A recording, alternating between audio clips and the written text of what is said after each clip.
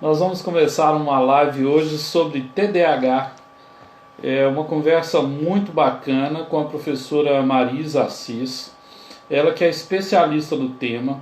E ela vai nos explicar um pouco sobre esse fenômeno, né, do déficit de atenção e da capacidade de concentração e de inclusão por parte das escolas, né? Hoje a live é muito interessante. E nós estamos aguardando a Marisa, já vamos convidá-la. A Primavera da Educação normalmente é feita de maneira presencial. Contudo, tendo em vista todas as normativas do coronavírus e esse período de pandemia, nós estamos realizando com lives através do Instagram. A Marisa já entrou, eu já estou convidando-a para que possamos fazer essa live de hoje, que é muito interessante. O tema da inclusão, ele começar a refletir, a perceber as dificuldades, mas também as possibilidades que temos na educação dessas crianças e adolescentes. Olá, Marisa, boa noite. Boa noite. Tudo bem? Você me escuta bem? Eu escuto, e você? Tudo ótimo, perfeito. Tem um Marisa, ventilador atrás, está perturbando? não, tá ótimo, dá para Porque está ouvir um muito calor bem. horroroso aqui. Me diga, conta um pouco da sua carreira para nós, o seu currículo, para todo mundo que vai ver essa live também depois, sabe, Marisa? Essa live fica também no canal que as escolas podem aprender lá no YouTube, tá? Tá ok. E tomara que É, essa seja a nossa primeira de muitas conversas. se Deus quiser. É, a minha história com a educação começou no Rio Grande do Sul. Eu sou daqui de Minas, morei no Rio Grande do Sul por 20 anos. Lá iniciei minha formação e me formei em pedagogia na Universidade Luterana, depois também fiz pedagogia na mesma universidade. Aí eu tinha muita vontade e já estava começando a trabalhar com orientação vocacional, fui fazer um curso de extensão na Unicinos, também no Rio Grande do Sul.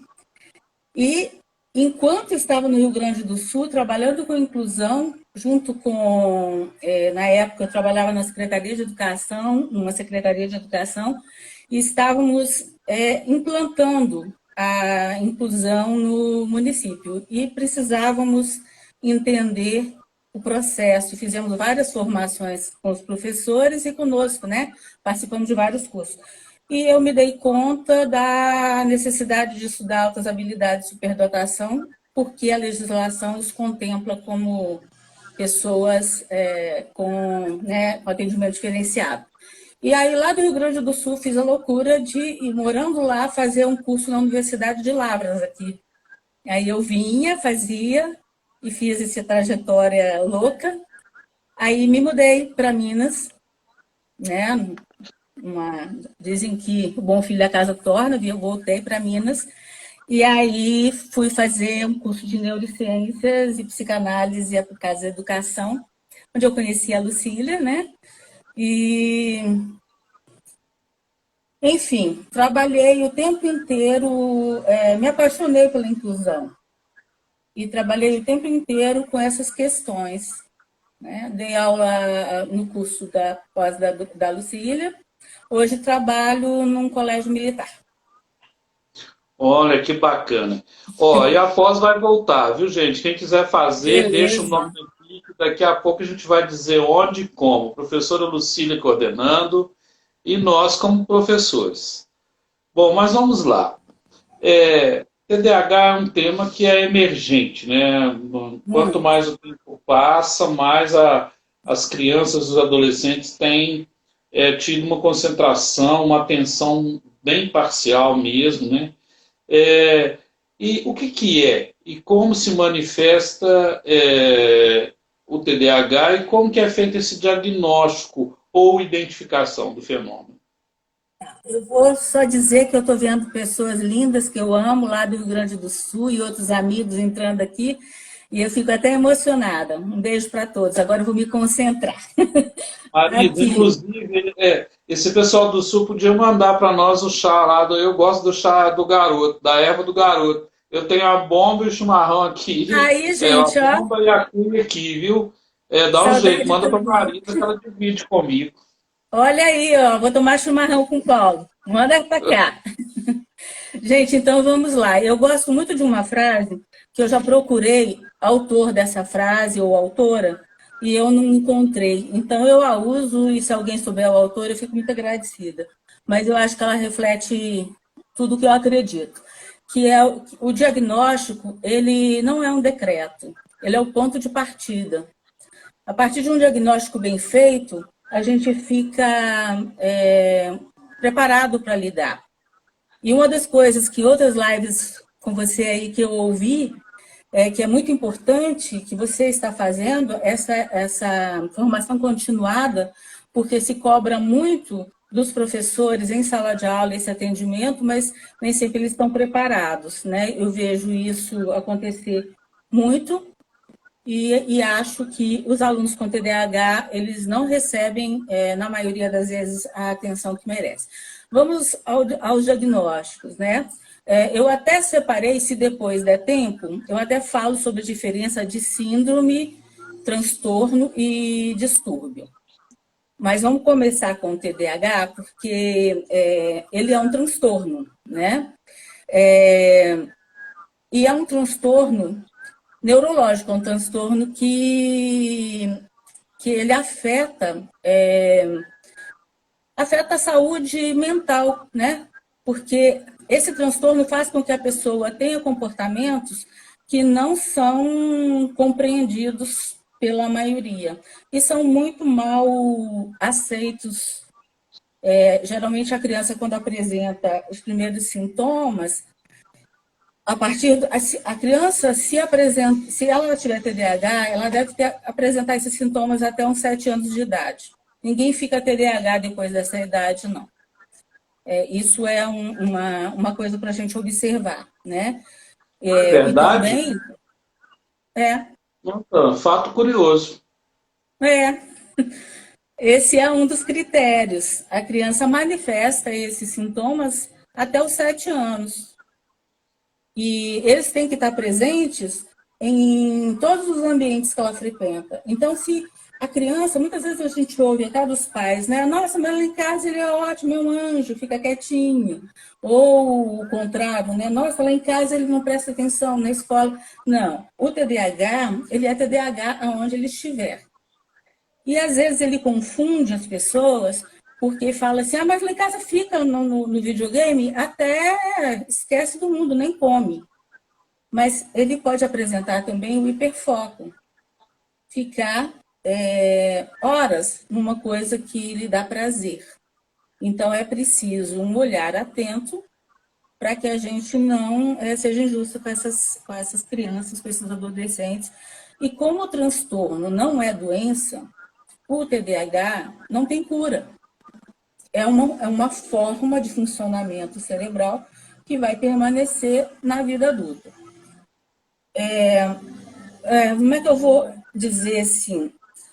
Tem várias variações de TDAH. Quem faz esse diagnóstico?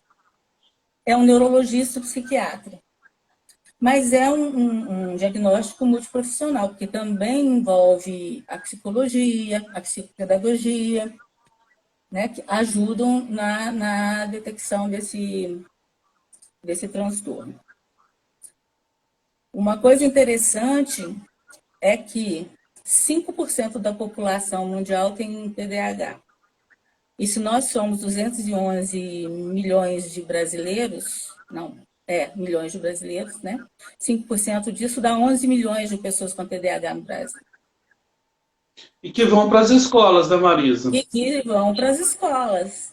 E agora alguns são professores, já são adultos, são médicos, são quem eles querem ser, se conseguem administrar sem sofrimento e chegam a uma vida adulta possível e feliz, né? Agora, Essas lives têm me feito pensar assim, sabe, Marisa, uma coisa é pessoal, mas eu acredito que seja também pensamento que está reinando entre os professores. Sem investimento na formação, não tem como melhorar a ação educativa, né? Eu queria te ouvir com relação a isso, porque de todo mundo eu tenho escutado pontos de vistas semelhantes. Vamos ver. Olha, uma coisa que eu sinto saudades lá do meu tempo do Rio Grande do Sul era no investimento na formação continuada. Eu acho que isso é um dever, é uma obrigação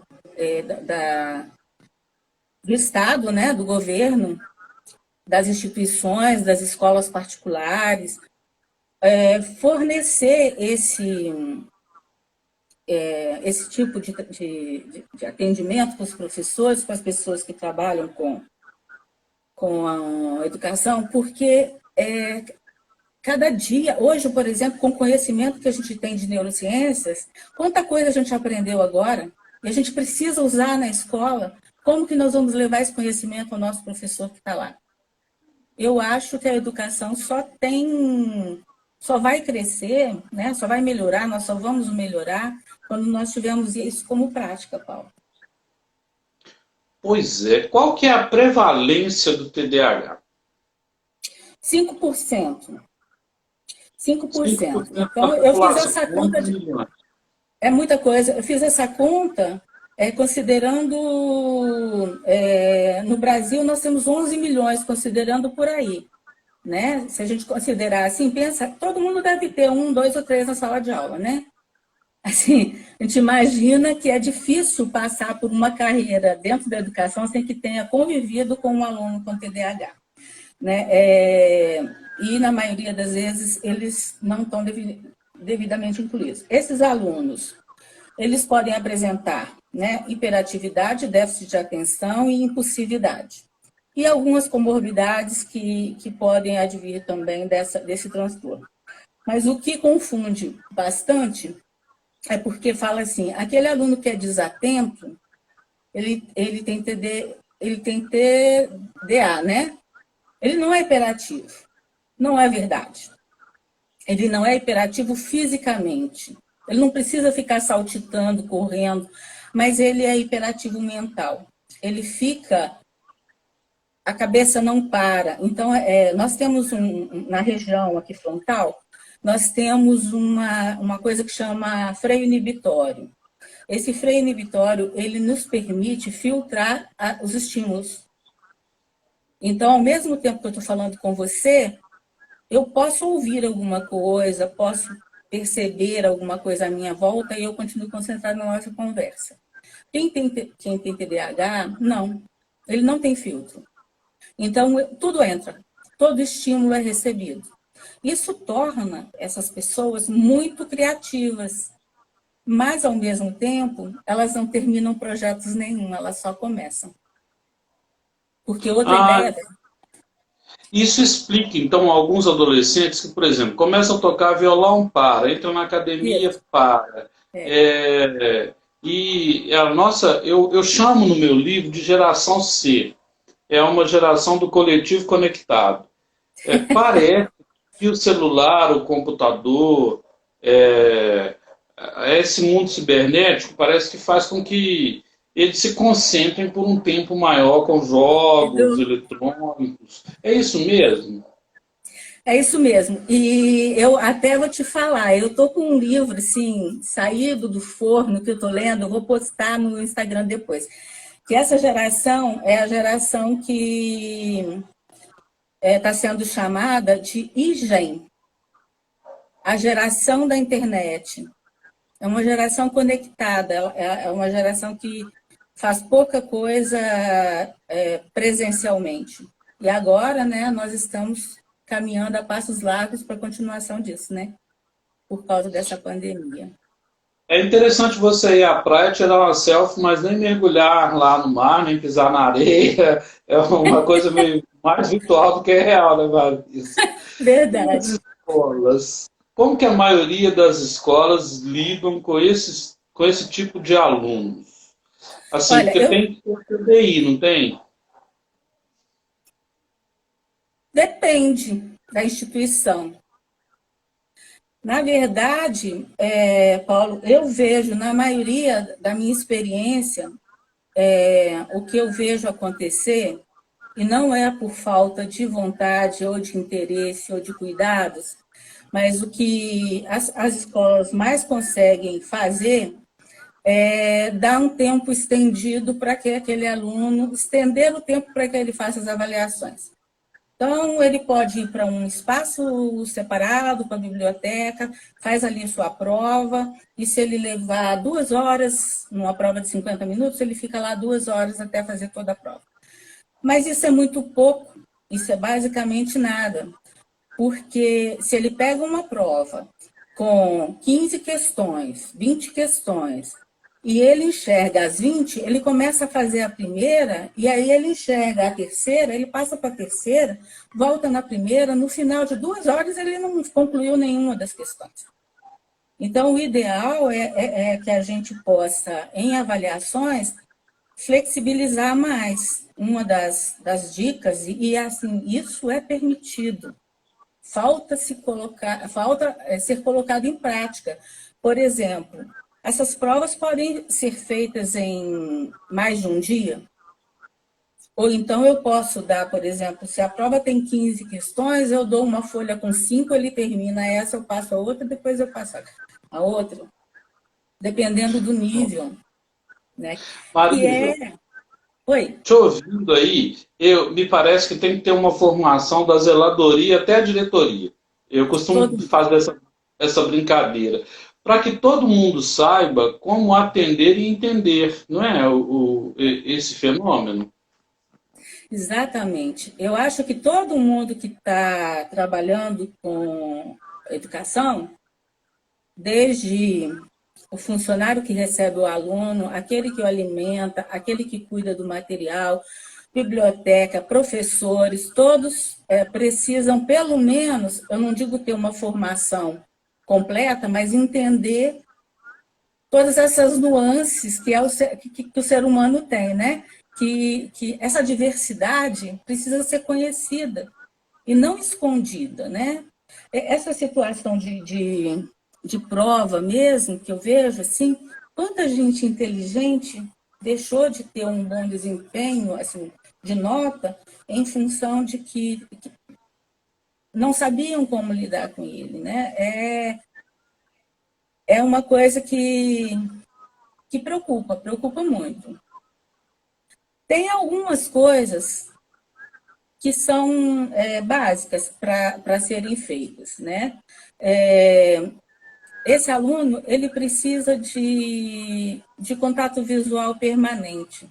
Ele tem que sentar na frente, tem que olhar para a professora, tem que ser visto, né? E tem que ser elogiado, ele tem que ser estimulado a ir além, tem que ser reconhecido. Ele está acostumado tanto a ser xingado pela agitação ou pelo devaneio, né? Aquelas coisas, que ele precisa do reforço positivo. E aí entra uma ajuda maravilhosa, que é a terapia cognitivo-comportamental, que ajuda a pessoa a se organizar e, com isso, ela desempenha melhor, né? Eu preciso ter tempos menores para as atividades e possibilidades desse aluno dar uma levantada, apagar um quadro, fazer uma atividade que dê a ele um tempinho. Marisa, eu tenho que ler algumas coisas aqui, ó. Estamos falando Tá. aqui que você foi uma das melhores orientadoras do município de Guaíba, no Rio Grande do Ai, Sul. minhas lindas. A Rô Lemans, que está dizendo assim, Marisa Rosana, deixou muitas marcas aqui em Guaíba. Olha, Rosana. nós aqui de Guaíba matando a saudade. A Cida está falando isso. A Cida. nossa coordenadora aqui acaba de chegar, a Lucília. Gente, deixa o nome aí. Quem Olha, quiser fazer uma Cida. foto qualificada, deixa o nome que ela já está nascendo, está sendo gestada para janeiro. Então, Opa. olha, a Vivi Soares acenou, a Edu Dias, A Edu Dias está dizendo assim, presente, Marisa. A Ana Paula, gestora lá de Caratinga. E aí a Rô está falando, e isso torna sofrimento na vida adulta, né? É, aí a Duda Luiza está dizendo, saudades, Marisa, excelente profissional, uma pessoa incrível. Aí tá aqui essa lista aqui. Eu vou, entre uma pergunta e outra, eu vou lendo, tá, Marisa? Tá bom. Ai, que Eu acho, alegria. eu acho esse momento muito bonito, porque as pessoas se reencontram, se veem, né, e matam a saudade. Aí a Edu Dias está dizendo, a inclusão nas escolas públicas, do jeito que os governos fazem, é uma consolidação da exclusão. Eu gostaria que você comentasse isso para nós. Pois é, o Edu Dias é um colega de trabalho, em duas escolas públicas nós trabalhamos, inclusive, na ele teve diretor, né? Foi diretor numa época e eu na coordenação. E a gente até hoje conversa muito. E hoje ele também é professor lá no Colégio Tiradentes. Ele é um excelente professor de filosofia, muito preocupado realmente com isso. Eu acredito que sim, em muitos casos ele tem razão. Há muita boa vontade e pouco conhecimento, né? Então isso a gente vai ter que lutar, né, com todas as armas e munido das leis para cobrar que elas sejam colocadas em prática, né? Eu concordo com ele. Bom, as leis incluem, né? Mas eles estão sendo realmente incluídos, eles e elas, né, que vivem essa situação, Marisa? Não, na maioria não. Em muitos lugares, eu não gosto de nada muito radical, não e sim, né? Porque a gente acaba sendo injusto com pessoas que estão conseguindo, com instituições que estão conseguindo. Mas, na maioria das vezes, existe mais boa vontade do que o efeito em si, né? Positivo. Quem falou lá do adulto, reflete na vida adulta, reflete na vida adulta, reflete na vida conjugal, reflete na vida profissional. Aí eu vou dizer uma coisa: não se faz uma inclusão sozinho, um professor não faz inclusão sozinho, uma instituição não faz inclusão se o professor não acredita nisso. E se nós não tivermos a família do nosso lado, trabalhando junto, também fica muito complicado. Olha, eu vou te falar agora na pandemia, nós temos situações seguintes. A escola continua, está funcionando, né? Só que virtualmente. O que acontece? O médico, existe um preconceito muito grande com medicamentos, né? Para a criança. E o medicamento usado para a TDAH é um medicamento que todos eles, os mais modernos agora, então, são fantásticos. Eles já provaram em diversos estudos que não tem efeitos colaterais, que não causam dependência e uma série de outras coisas que preocupam. Tanto não causam que quando é férias, quando é fim de semana, a criança nem precisa tomar. É só no período que ela precisa de melhorar a concentração. Algumas crianças não precisam de medicação. Com a terapia cognitiva comportamental, com a psicopedagoga, resolve o problema, cria uma disciplina, cria uma capacitação ali para que um acompanhamento familiar também muito bom para organizar a vida dessa criança. Nós temos muitas crianças que agora, porque não estão indo à escola, os pais retiraram a medicação. Então, eles estão na frente da tela pulando, saltitando, dando pirueta, botando cachorro no colo, fazendo todo tipo de coisa, porque ele não está concentrado no que está acontecendo ali. É preciso que esses pais entendam que ali é aula, né? E o tempo de aula é grande para eles. É possível identificar quando a criança é muito falante ou quando ela é muito agitada. Eu estou usando palavras bem comuns aqui e aí você me corrija. Quando ela brinca toda hora, é porque muita gente critica. Não, isso é brincadeira, sempre foi assim. E agora estão medicando as crianças estão ficando. Só que esse senso comum me preocupa. Você tem razão. O exagero aconteceu e acontece. Por isso eu disse, nem todo mundo precisa de medicação. Quem é o profissional que vai definir isso? Quem vai definir é uma equipe.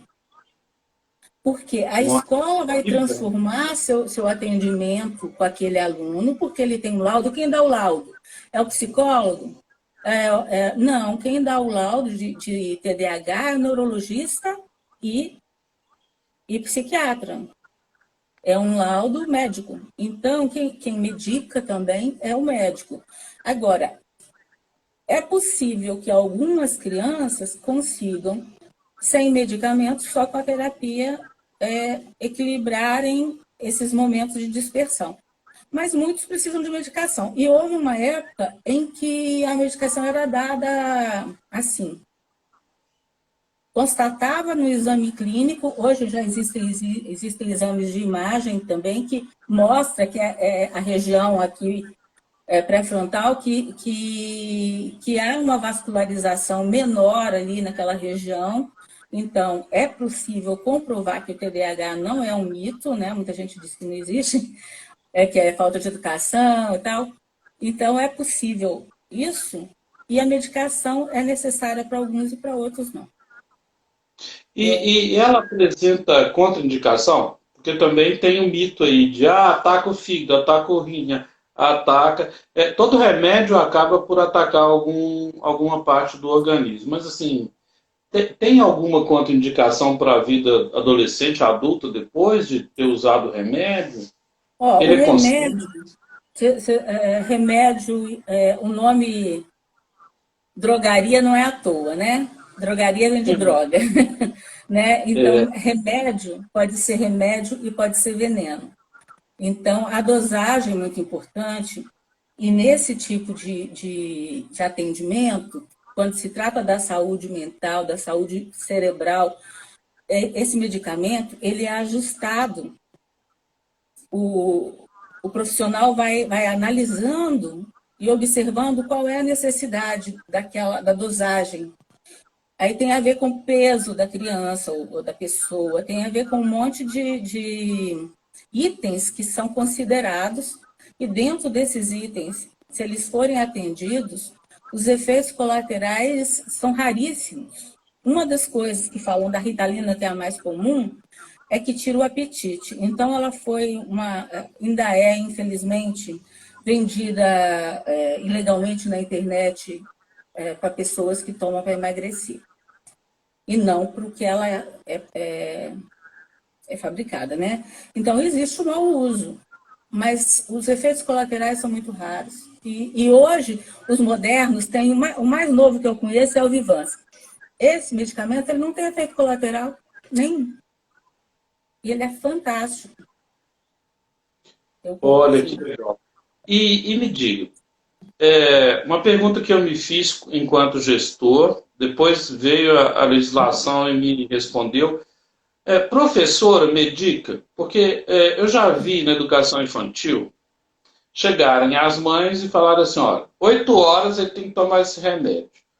9h30 ele tem que tomar esse outro. E aí, meio-dia ele tem que tomar esse outro. Quer dizer, a professora, entre tantas tarefas que ela já tem, eu estou falando a professora porque é a maioria, né, na educação infantil.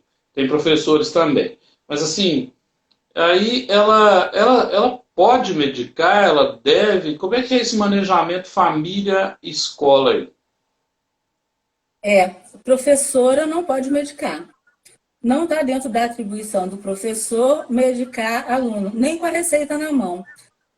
Por quê? No momento, a gente não sabe, Paulo, é o seguinte, vamos supor que eu estou acostumada a tomar dipirona para quando minha cabeça dói, eu tomo dipirona. Eu sou uma pessoa adulta.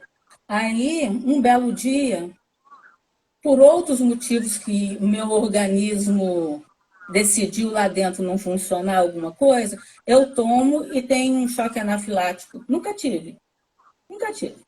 Mas, de repente, aquilo causou uma situação que deu um problema. Choque anafilático está sendo muito radical, mas me deu uma reação, dormência, alguma coisa assim. Eu sou capaz de pedir ajuda, falar, olha, eu estou tendo um efeito colateral de um remédio que eu sempre usei. Então, deixar uma receita com a professora, com a responsabilidade de dar naquela hora, se ela tem outros tantos alunos, ela esquece de dar naquele horário, pode acontecer. Essa responsabilidade é da família. Se a criança tem esse medicamento, os pais têm que ir à escola no horário de dar a medicação. A medicação para TDAH nunca é preciso ir à escola, porque ela tem a duração do tempo escolar. Então, pode tomar em casa, né? Tem a duração do tempo escolar. Então, não tem necessidade. E as outras medicações, elas são contra... aliás, é proibido o professor medicar aluno. É porque tem umas que são tão... falta de formação. São tão, assim, generosas, solidárias e assumem compromissos que não têm a ver com o seu descritivo de função. Vamos dizer assim, né? Eu sempre dizia isso, olha o seu descritivo de função, está escrito aí dar remédio? Não. Mas olha, para mim, quando ele toma, é melhor. Eu me lembro aqui de uma figura que chamava Guilherme, vocês não sabem de onde, então posso falar Pode falar o esse nome, nome. É.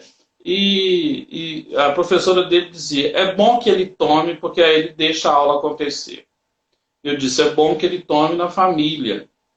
Não é bom que ele tome aqui dado por você, porque o efeito colateral disso na gestão da escola pode ser também gravíssimo. Né? Então, assim, para incluir bem, alguns professores têm essa conduta que não é adequada. Né? Então, como a live vai ficar gravada e vou mandar para 130 gestores, aí é bom já deixar claro isso. Não é para medicar. A gente tem uma prática com o ensino fundamental 1 que as crianças muitas vezes sentem, principalmente os pequenos, eles sentem dores que são dores de saudade da mãe, né? Aquela dor assim de um cafuné. Então a gente dá uma aguinha com açúcar e fala que é um remedinho, senta aqui um pouquinho que já vai melhorar. Melhora, sara. Às vezes, em casos de crianças que estão com resistência a ficar na escola, a gente até usa essas estratégias. Mas a gente esbarra na incompreensão, Paulo. Muitos pais não compreendem e acham que é má vontade, né? Não dar medicação, não fazer isso, que, afinal de contas, a receita está ali. E também existe o excesso de boa vontade. A professora que fala assim, puxa vida, como eu vou dizer não, uma coisa tão simples que eu posso fazer? A gente tem que pensar que nós temos que ser profissionais e fazer o melhor do que nos compete. Se a gente ultrapassar essa linha, a gente perde um pouco desse profissionalismo. Marisa, então aí vem uma pergunta. Como atender a necessidade desses alunos, uma vez que muitas vezes a professora é chamada de tia e não de prof? Tá? Eu gosto que chama professora de prof. Nas escolas que eu fui diretor, professor e profissional. Tia, fica um negócio muito assim, íntimo, familiar, e isso acaba por criar vínculos que não são agradáveis para a vida profissional do professor, do docente, da pessoa que tem que ter, sobretudo numa semana em que se declara que quem não tem nada para fazer vira professor. Quem não ou que não... serve para nada vai ser professor. É absurda essa declaração dessa semana, resguardada a autoridade do senhor que a proferiu. Mas, assim, é triste, né? Assim, não é uma atribuição do professor. Então, como a gente atender a necessidade desses alunos? Então, nós podemos fazer uma série de coisas, e são essas coisas que eu digo que eles não são incluídos porque elas não ocorrem. Por exemplo, como eu disse, né? Colocar o aluno próximo do professor sentado à frente. Na avaliação, tem uma coisa importantíssima. Quando você faz uma pergunta, isso vale para qualquer criança, agora para quem tem TDAH, isso vale até para adulto. Quando você faz uma pergunta, você tem que dar um tempo de processamento para ter a resposta. 4, 5 segundos. Não espera a resposta imediata. Não deixa o outro colega responder no lugar. Não, eu perguntei para o João. Essa pergunta é para o João. Espera. Aí ele vai ter um tempo para poder situar, né, se colocar naquela situação da pergunta. E as perguntas, elas devem ter, como eu vou te dizer, as questões não devem ter muitas informações. Eu posso perguntar a mesma coisa sem ficar dando voltas e pedindo três, quatro coisas numa mesma questão. Isso complica e confunde. Então, é ter esse cuidado. O aluno pode mostrar conhecimento sem precisar passar por isso, se ele não tem condições, né? Agora a gente não pode fazer, mas uma coisa boa é trabalhar em pequenos grupos. Dar essa oportunidade de interação, porque ele se movimenta, ele conversa. Ele e ela, né? A gente fala ele é por costume, mas é ele e ela, né? A outra coisa que TDAH precisa muito é de reforço. Por isso a terapia cognitivo-comportamental. Ele precisa do reforço positivo. E ele precisa também aquele sistema sabe, da estrelinha, dá uma estrelinha, tira a estrelinha, dependendo das tarefas cumpridas ou não. Ô Marisa, você acabou de receber um sorriso e 3 palminhos, tá? Então, Eu tô brincando. com sorriso e 3 palminhas. Grace Oliveira. Excelente live, parabéns, Marisa. Sempre aprendo muito com você. Ó, uma cara com 2 coraçõezinhos e 3 palminhos. Reforço positivo, Marisa. Para todo mundo é bom, né? Para todo mundo é bom, ué. Isso que eu estou falando, isso faz tão bem, por que não fazer, né? Agora tem uma coisa, Paulo, que eu acho que é muito pouco explorado também. Isso vale para todas as crianças, inclusive as que não apresentam nenhum tipo de necessidade especial.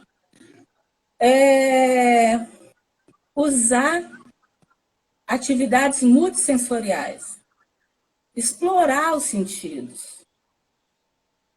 Até no virtual dá para fazer, porque tem experiências e tem atividades que o aluno pode fazer junto com a professora, olhando na tela. A gente não aprende nessas lives que ensina a gente artesanato, eu não aprendo não, porque eu sou ruim demais para essas coisas, mas eu aprendo muitas outras coisas vendo fazer. Se repetir umas 5 vezes, eu vou, Marisa. Tem que repetir para mim. Se repetir umas 5 vezes, eu tento aprender. Não, pois é. É verdade. Se repetir, a gente até guarda, né? Uma coisa também que na escola não é permitido, até o tempo estendido para fazer prova, acho que todo mundo faz, né? Mas ele precisa de mais tempo para muita coisa, até para copiar.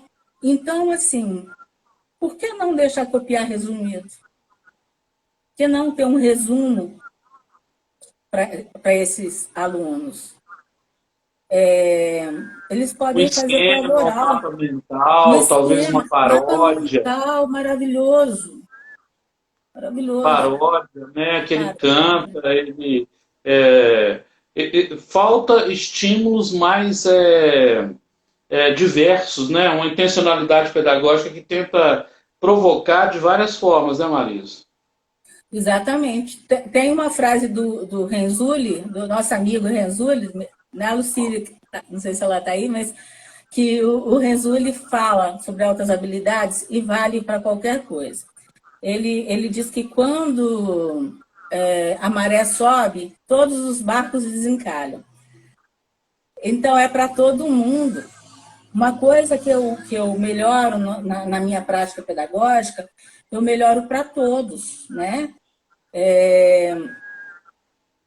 Tem coisas, por exemplo, que o aluno pode responder oralmente e eu posso registrar lá no meu diário de classe que ele respondeu, ele sabe.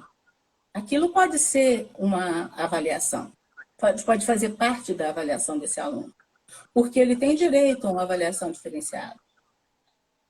E me diga, e quando as escolas são assim, elas estão preocupadas com ranking, né? Aqui, eu estou falando das particulares em primeiro lugar. E depois eu queria te fazer uma pergunta sobre escola e família na particular e na pública. Uhum. Porque quando você chama numa particular, e às vezes você atende uma família, ela fala assim, do jeito que a família é, porque tem famílias com vários designs, vários desenhos, é, eu já não sei mais o que eu faço com esse menino, né? Aí um dia eu falei para a mãe assim, então é melhor levá-lo, porque eu também não sei. Se você é a mais próxima, né?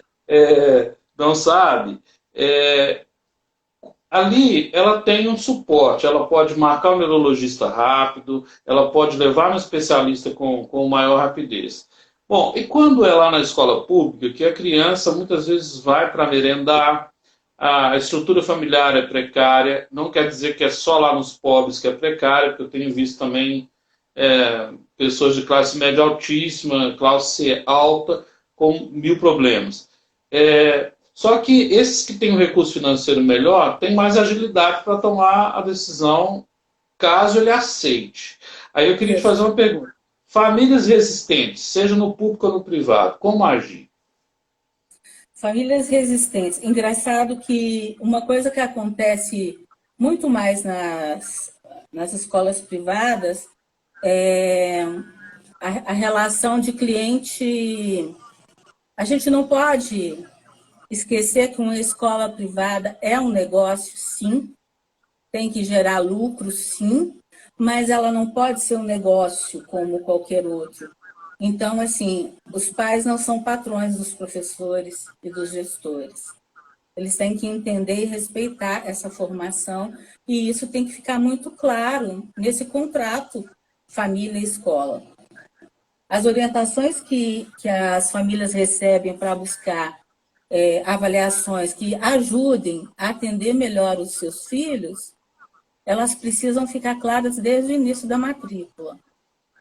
Desde o início, né, lá quando se faz a matrícula. Que isso vai ocorrer quando o professor que tem formação para perceber que alguma coisa não está funcionando de acordo com o desenvolvimento normal para aquela faixa etária, ele deve chamar a família e fazer um encaminhamento para quem pode fazer essa avaliação. Isso é uma coisa que tem que ficar muito clara. Nas escolas públicas, eu me preocupo muito, porque se exige muito dos professores de escola pública, e os pais não têm.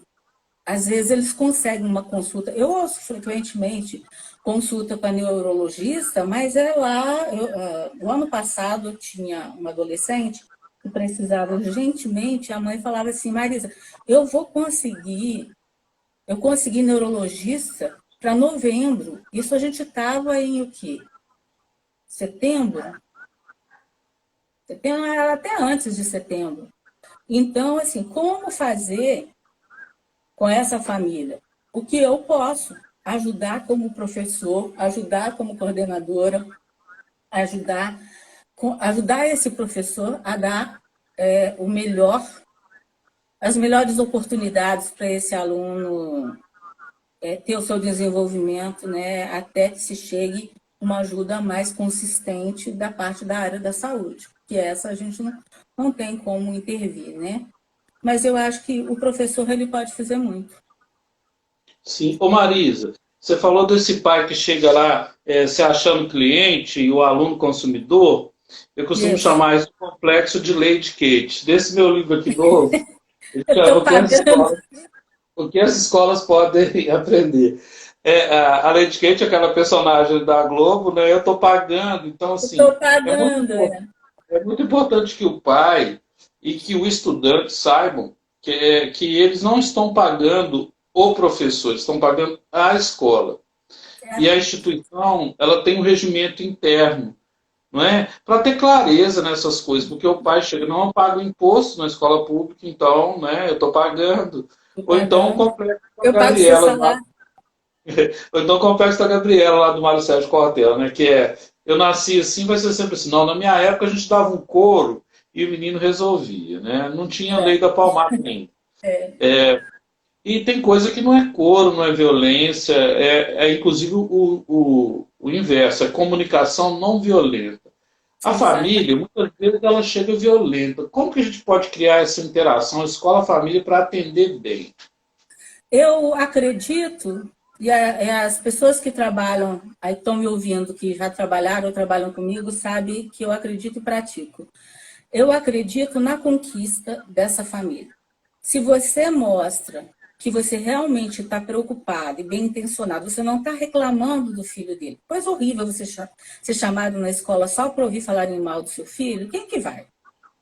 Então você tem É, que mostrar para essa família o potencial que o aluno tem e que está desperdiçado, que ele precisa de um determinado suporte e que a família precisa, por exemplo. Eu falo assim, com esses alunos, TDAH é um caso, que a interação professor-escola é constante, é telefonema toda semana, é chamar os pais na escola, chamar para elogiar, telefonar para falar, nossa, hoje foi incrível. Sabe aquele trabalho que ele fez? Nossa, professora, esses pequenos detalhes, você conquista a família e quando você pede para elas uma coisa assim, olha, agora precisa mesmo de uma avaliação médica. Eu vou pedir uma avaliação psicológica. Não sei se vai precisar da terapia, mas uma avaliação com uma psicóloga especializada nessa área. Quem sabe, faz uma forcinha, a pessoa vê a sua boa intenção, vê que você está envolvido com o aluno, você não está reclamando. É só se colocar no lugar, gente, empatia. Quem quer ir à escola ouvir falar mal do seu filho? Ninguém. Ninguém quer. e a gente costuma chamar isso até de neurofeedback, né? Assim, eu estou usando o termo Feedback. tecnicamente. Mas é o neurofeedback, é tentar entrar no mindset, no imaginário dos pais e tentar conseguir, via comunicação não violenta, que ele se sensibilize. Eu tenho visto, Marisa, nos trabalhos que a gente faz pelo movimento Educação Alvo, quero te apresentar depois com mais calma, escola pública, tá? Nós somos chamados de uma escola pública onde tiveram 2 suicídios, aconteceram 2 suicídios, e junto com Nossa. a Polícia Militar, eles deixaram essa parte para nós, sabe aquele PROERD? Sei, sei. Nós atuamos junto com o PROERD. E aí, nós recolhemos, através de uma sensibilização, 57 estiletes de autolesão. Nossa. Então, essa geração C, ela está carente de uma comunicação que não seja tão violenta. Eu queria te perguntar uma coisa. Conselho de classe. Rotular o estudante. Bullying entre eles. Como a gente faz para minimizar isso sem rotular o aluno que vive essa experiência de exclusão e que precisa ser incluso na sala e também lá na hora do conselho de classe? Eu, enquanto educadora, me incomodava muito com a hora do conselho de classe, como os professores soltavam algumas falas que de certa forma, depreciavam o estudante que estava tá ali lutando.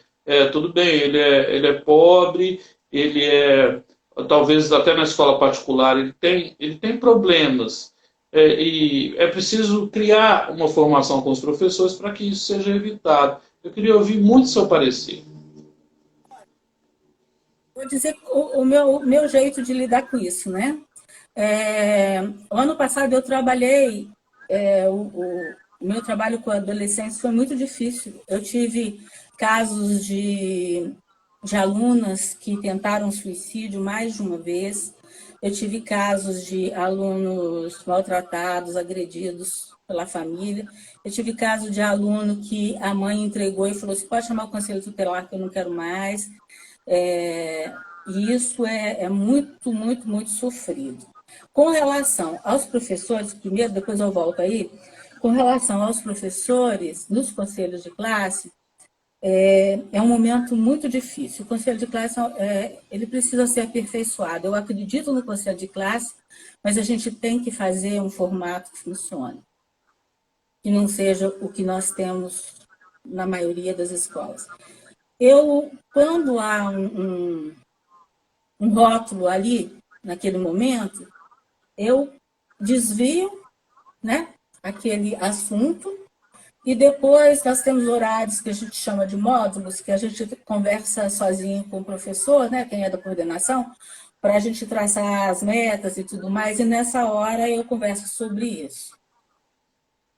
que muitas vezes o que eu ouço é que não era a intenção, foi uma brincadeira. Essas brincadeiras são os bullying que os alunos sofrem na sala. Com bullying, eu sou, assim, radical, mas com carinho. Quando começa a aparecer alguma coisa relacionada a bullying, eu vou até a sala de aula, na primeira manifestação, e converso com eles, até perdi o brinco aqui, ó. Posso ficar sem Sim, brinco. E converso com os alunos, sem falar o nome do aluno, falo que eu estou fazendo uma campanha na escola baseado numa legislação e que o bullying é crime. Então, eu estou trabalhando com esse tema. Nessa semana, eu vou falar sobre bullying, sobre cyberbullying, sobre as implicações que isso pode trazer para a família e para os alunos. E aí eu converso. Eles se assustam, porque eles não têm noção da maldade que está contida naquela brincadeira, naquele apelido. Né? E aí, normalmente, tem dado certo. Eu costumo mostrar para eles, inclusive, endereço, telefone da Delegacia de Crimes Cibernéticos e coisa, e falo, se vocês se sentirem, vocês têm recursos e tal. Isso dá uma quebra nisso. E Isso. Ô, assim, Marina, tem um grupo aqui que é nosso parceiro, ele chama Direito na Escola, já vou falar? não, São, são advogados que vão até a escola para dar palestras sobre direito na escola. Eu olha que nunca beleza. vi coisa tão eficiente. Eu vou te mandar o contato deles depois, Ai, para quero quem desejar demais. aqui na live. Né? Nós vamos, a Graziela Rose vai fazer uma palestra com a gente dia 15, dia do professor. Nós vamos fazer uma live bem legal, com palestras de 7 minutos, vai chamar Lua, Linguagem, Necessidades e Aprendizagens. E o direito na escola, ele vai até a escola e quando os advogados começam a falar o que pode e o que não pode, eu acho muito bacana o que acontece. Então, porque é direito e dever, né? Eu gostei da tratativa que você faz com eles. Então, o índice de bullying pode diminuir. Agora, Diminuir, esse você não do expõe a TDAH, criança, né? ele escuta toda hora que ele é agitado, ele escuta, eu não sei o que ele escuta, né? O que ele escuta? Ele escuta que ele é chato. Ele escuta que ele incomoda, que ele atrapalha a brincadeira. Não quero ele no meu time. Ele escuta essas coisas. Eu acho que a gente subestima as crianças e os adolescentes. É claro que tem os malzinhos, né? Vamos dizer assim.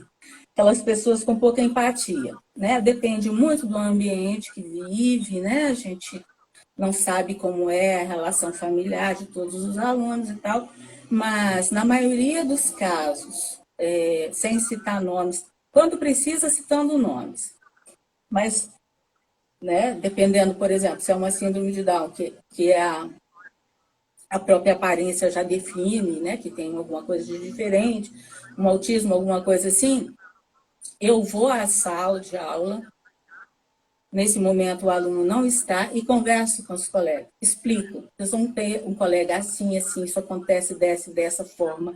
Ele vai precisar da amizade de vocês, que vocês os recebam com carinho, porque ele vai aprender, vai demorar um pouquinho mais, mas vai aprender como vocês e tal, e tal. Normalmente, isso dá um resultado maravilhoso.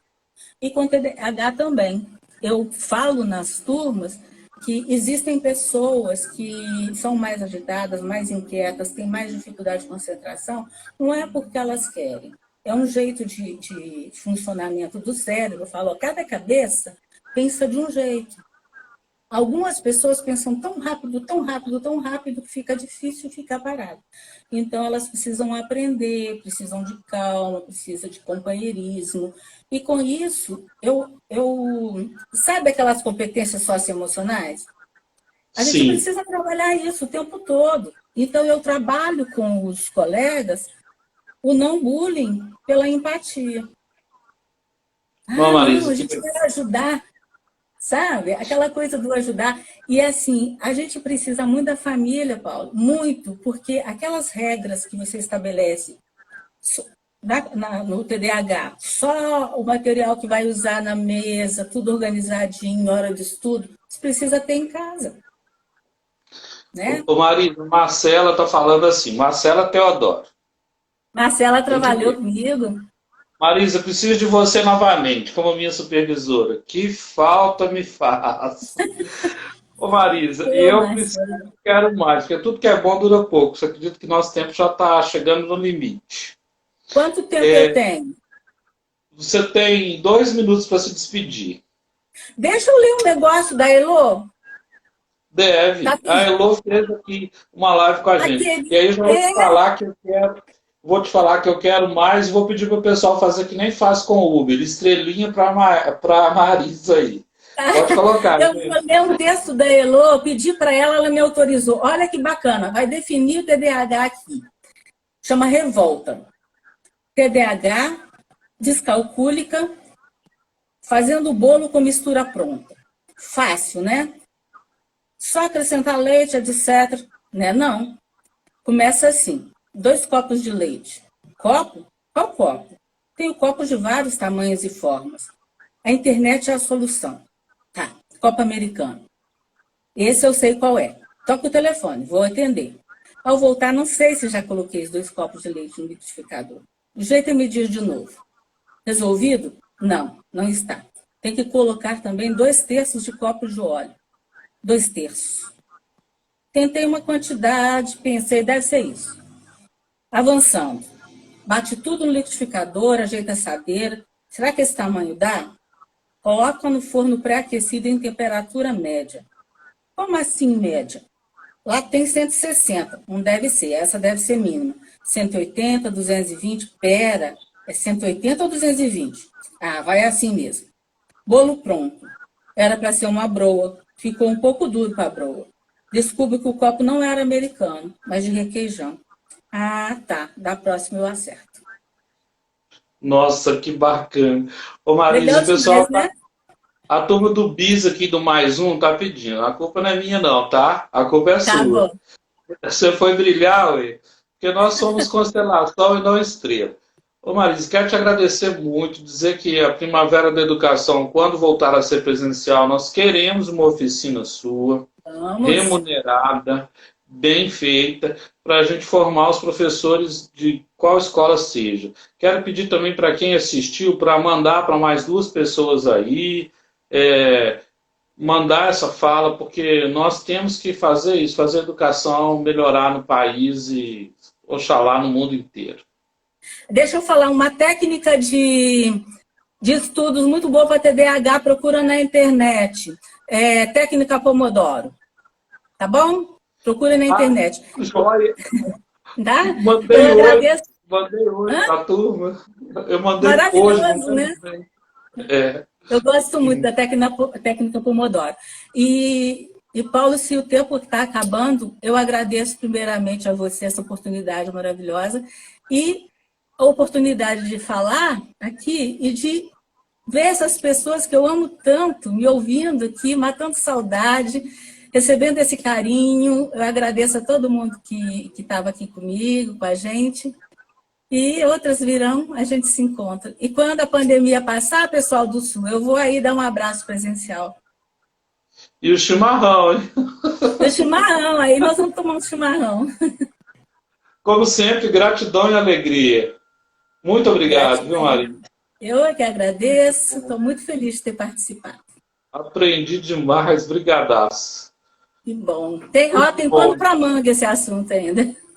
Alô, adoramos você, Cida. Parabéns, Ana Paula. O Willer colocou coordenador de ensino religioso aí, de uma escola católica, de 14 escolas católicas que ele ajuda. Um tanto de gente aqui adorando. Marisa, muito obrigado. Eu fico muito feliz, agradeço a todos. E vamos Marcela em te frente. adoro, mandando. Ó, me leva junto, Marisa, é do dia, está falando. Ah, te levo. Tudo de bom. Obrigadão. Tudo Valeu. bom? Obrigada. Um beijo para todos.